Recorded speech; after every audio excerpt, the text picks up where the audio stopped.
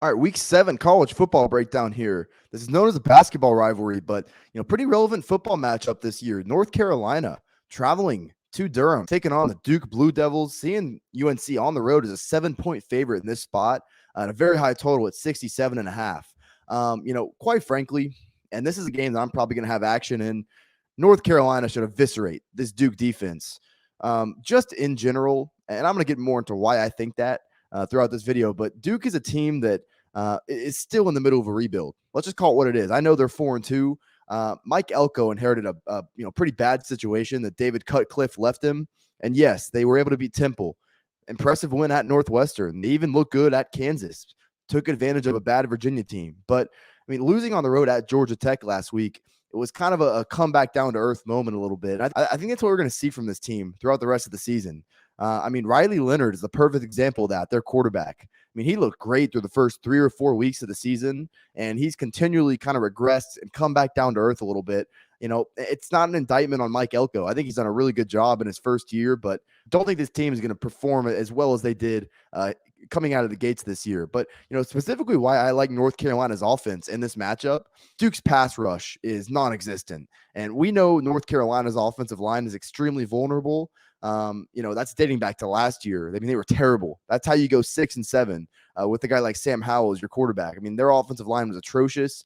They've shown negative signs this year against us in a similar type matchup, going up against Virginia Tech, where they allowed no sacks in that game. We saw what happened. They scored at will. I just don't feel confident that Duke's going to get any pressure on Drake May, even in matchups where Drake May has been under pressure. As a freshman in his first half of his first season as a starting quarterback, right around 10 yards per attempt. He's been insanely productive. It's not easy to come in right away and do that. Drake May has looked fantastic. By nature of playing Temple and Northwestern and, Georgia Tech and Virginia, you're just not going to see how bad this Duke secondary really is. Well, when they played Kansas, Jalen Daniels in that game was over 14 yards per attempt. that's like a video game type of number. Jalen Daniels is able to really kind of eviscerate this Duke secondary. So I think this is a matchup where, and just kind of throughout the rest of the season, because coming into the year, I had major concerns about that area of Duke's defense. I think North Carolina can put up a really, really big number in this game. Seeing this, team totals don't get posted until Saturday morning, widespread. I'm not giving out plays when only a few books have them. But, with where the side and total are at, probably going to get this around 37.5. I'm still debating, do I want to play it first half team total or full game team total?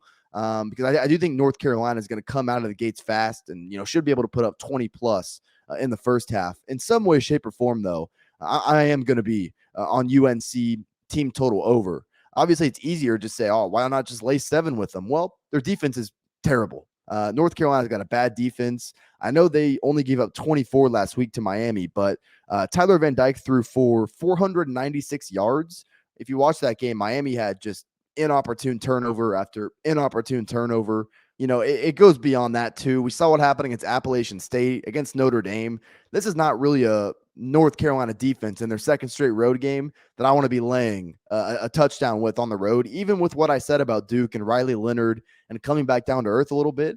The one thing I like about Duke's offense too is I think they got a really veteran-laden and dependable offensive line. So with my worries about North Carolina's defense, I don't want to worry about that.